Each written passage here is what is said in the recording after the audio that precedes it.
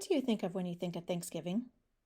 Maybe you thought of turkey, or maybe family dinner together, maybe even football, or the Macy's Thanksgiving Day Parade.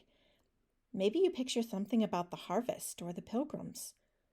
How many of you pictured the Wampanoags?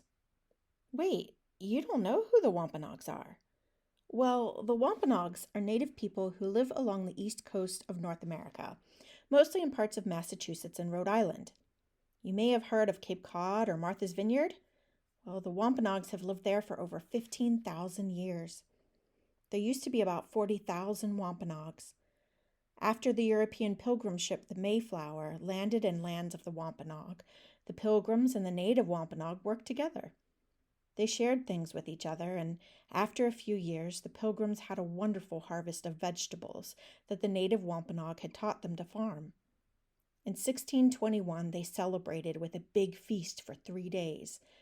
Some of the Wampanoag came to this gathering, but we don't know for sure what happened during that time.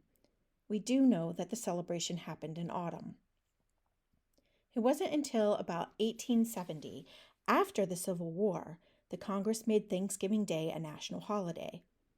Abraham Lincoln had been looking for a way to bring the country back together after the war, and the story of Pilgrim's Harvest celebration was just perfect to be celebrated as the country's first Thanksgiving.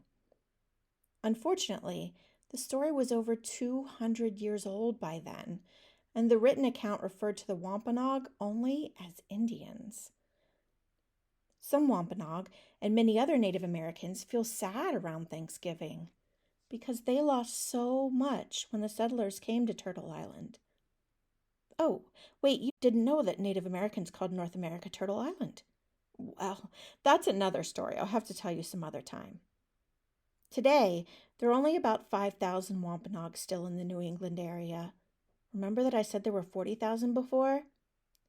So what's important for you to know now is that the Native Americans in this story of the first Thanksgiving are the Wampanoag, and they are still here today.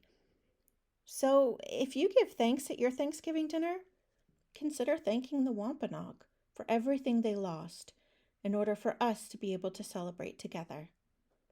Thank you for watching, and have a wonderful Thanksgiving break.